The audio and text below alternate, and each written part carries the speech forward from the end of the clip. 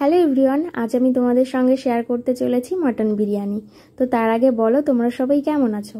আশা করছি সবাই ভালো আছো, আর আমি অনেক ভালো আছি। আর এখানে দেখো 1 কিলো খাসির মাংস নেওয়া হয়েছে, আর এখানে কিছু পেঁয়াজ কেটে রাখা হয়েছে। এটা হচ্ছে বেরেস্তার জন্য। বিরিয়ানিতে পেঁয়াজের পরিমাণটা একটু বেশিই লাগে। আর এই যে এখানে যে পেঁয়াজটা দেখছো, এটা হচ্ছে মাংসের জন্য। আর এখানে দেখো আমি মাংসটাকে ভালো করে ধুয়ে পরিষ্কার করে রেখে দিই। চলো রান্নাটা এবার শুরু করে দিই। কড়াইতে দেখো আমি বেশ খানিকটা তেল দিয়ে দিয়েছি, কারণ পেঁয়াজ ভাজতে গেলে তেলের পরিমাণটা একটু বেশিই দিতে হবে। আর আমি ওই তেলের মধ্যে একে একে আমার কেটে রাখা সমস্ত পেঁয়াজগুলোকে দিয়ে দেব। আর এই পেঁয়াজটা না খুব সাবধানে ভাজতে হবে, কেন বলো তো? খুব বেশি ভেজে ফেললে তেতো হয়ে যাবে, একদমই টেস্ট পাল্টে যাবে। তো সেই জন্য আমি একটু খুব সাবধানে এটা ভাজবো।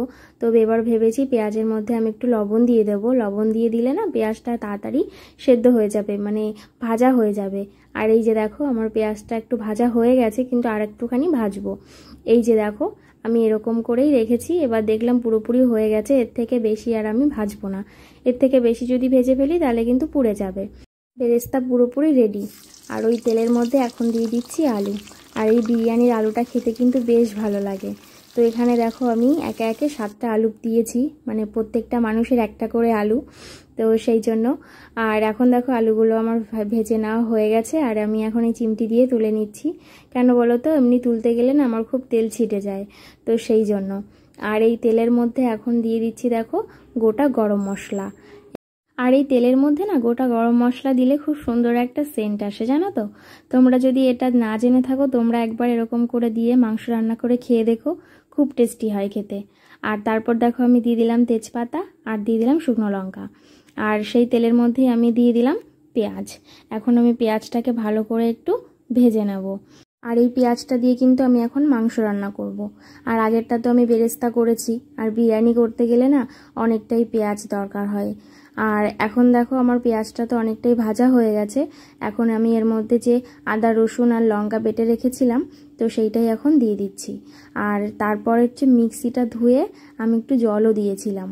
আর এর মধ্যে একে একে দেখো আমি দিয়ে দিচ্ছি জিরের গুঁড়ো, আর সেই সঙ্গে দিয়ে দিচ্ছি একটু ধনিয়া গুঁড়ো, আর দেবো হচ্ছে হলুদ, লবণ, আর হচ্ছে একটু শুকনো লঙ্কার গুঁড়ি। আর একটা জিনিস কি জানো, আমি না এইগুলো দেওয়ার সময় পরিমাণটা ঠিক না বুঝতে পারি না। সেই জন্য আমি একটা জিনিস 2বার 3বার করেও দিই। মনে হয় একটু কম হয়ে গেল। তো তোমাদেরও কি এরকম হয় বলো? আর দেখো আমি কতটা শুকনো লঙ্কা দিয়েছি, কারণ আমি চাইছি মাংসের কালারটা একটু লালচে লালচে করতে। দেখতে ভালো হলে খেতেও ভালো লাগবে, তাই না? আর এখন দেখো মশলাটা আমার প্রায় রেডি হয়ে গেছে, আর মশলা থেকে কতটা তেল ছেড়ে দিয়েছে। আর এদিকে দেখো বেরেস্তা দিয়ে মা একটু হলুদ আর লবণ দিয়ে মাংসটাকে একটু ম্যারিনেট করে কিছুক্ষণের জন্য রেখে দিয়েছিল। আর এখন আমার মশলাটা পুরোপুরি রেডি। এবার আমি এর মধ্যে মাংসটা দিয়ে দেব। মাংসটা দিয়ে দেখো আমি মাংস আর মশলা মাংসের সঙ্গে মশলাটা একটু ভালো করে মিশিয়ে নেব। আর এই যে মাংসের সঙ্গে মশলাটাকে আমি ভালো করে মিশিয়ে নিয়েছি। এবার আমি এটাকে একটু ঢেকে দেবো, এটা কিছুক্ষণের জন্য থাক। আর এদিকে চলো আমি চালটা এবার একটু ভিজিয়ে দিই, কারণ মাংসটা হতে হতে চালও তো বেশ কিছুক্ষণ ভিজিয়ে রাখতে হবে। তো এই যে চালটা আমি ভিজিয়ে রেখে দিয়েছি।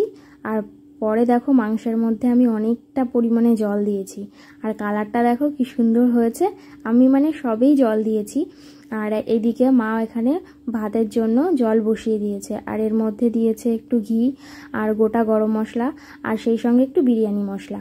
তো এখানে এদিকে দেখো মাংসটা আমার প্রায় রেডি হয়ে গেছে। একটু ঝোল ঝোল রাখবো, কারণ এই ঝোলটা আমার দরকার হবে বিরিয়ানির জন্য। তো এখানে দেখো আমি একটা বড় ডেচকি নিয়ে নিয়েছি, তো তার নিচে একটু ঝোল দিয়েছি, তারপরে দিয়েছি হচ্ছে ভাত, কারণ ঝোলটা নিচে থাকলে না ভাত লেগে ধরবে না। আর এর উপর দিয়ে দিচ্ছি ঘি। আর অ্যাকচুয়ালি কি বলতো, এর আগেও আমি অনেকবার বাড়িতে বিরিয়ানি করেছি। তো বাড়ির এই বিরিয়ানিটা সবাই খেতে ভীষণ পছন্দ করে। দোকানের বিরিয়ানির থেকে এটা খুবই টেস্টি হয়। এটা যেহেতু ঘরোয়া উপকরণ দিয়ে ঘরোয়াভাবে তৈরি করা হয়, আর এতে তো আমি কোনো ফুড কালার ইউজ করি না, কিছুই ব্যবহার করিনি। তো এরকম নর্মালভাবেই করেছি, তো ভীষণই টেস্টি হয় খেতে। তো তোমরাও চাইলে আমার এই ভিডিওটা দেখে বাড়িতে একবার ট্রাই করে দেখতে পারো, তো ভীষণই ভালো লাগে। আর এখন দেখো আমি দম দেওয়ার জন্য একে একে সমস্ত কিছুকে দিয়ে দিচ্ছি। আর এখানে আমি গোলাপ জল আর কেওড়া জল আর হচ্ছে মিঠা আতরও ব্যবহার করেছি। আর বিরিয়ানির জন্য এগুলো তো মোস্ট ইম্পর্টেন্ট, তো সেই জন্য আমি এগুলোও দিয়েছি। আর এই যে আলু দিয়েছি, আর উপরে বেরেস্তা দিয়ে ভালো করে সাজিয়ে নিয়ে এখন আমি ঢেকে দিলাম। আর তারপর দেখো এখানে মা দমে বসিয়ে দিয়েছে। এই জিনিসটা কিন্তু আমরা দুজন মিলেমিশেই করেছি। আর এখন আমাদের বিরিয়ানি রেডি। এই দেখো বড় একটা ডেকচির মধ্যে ঢালা হচ্ছে। তাহলে কি বলো তো, যে ঝোলটা দিয়েছিলাম তাহলে সেই ঝোলের সঙ্গে সমস্ত ভাতটা মিশে যাবে, তো সেই জন্যই। আর এখন চলো, আর ওয়েট করতে পারছি না, এখন হচ্ছে খেতে হবে, তারপর বলতে হবে কতটা ভালো হয়েছে। তো এই যে এখন আমরা খেতে বসে পড়েছি, আর আমরা এদিকে খেতে থাকি, আর তোমরা এদিকে আমার এই ভিডিওটা ভালো লাগলে একটা শেয়ার করে লাইক কমেন্ট অ্যান্ড সাবস্ক্রাইব করে দিও। এটা করতে কিন্তু একদমই ভুলো না। আর বেশিক্ষণ ওয়েট করবো না, এখন চলো আমরা খেয়ে নিই। আর তোমরাও একবার এরকম করে ঘরোয়া উপকরণ দিয়ে ট্রাই করে দেখতে পারো, ভীষণই টেস্টি হয় খেতে। চলো চলো, আর ওয়েট করতে পারছি না, এখন খেয়ে নিই। আর তোমরা ভালো থেকো, সুস্থ থেকো, দেখা হবে পরের ভিডিওতে।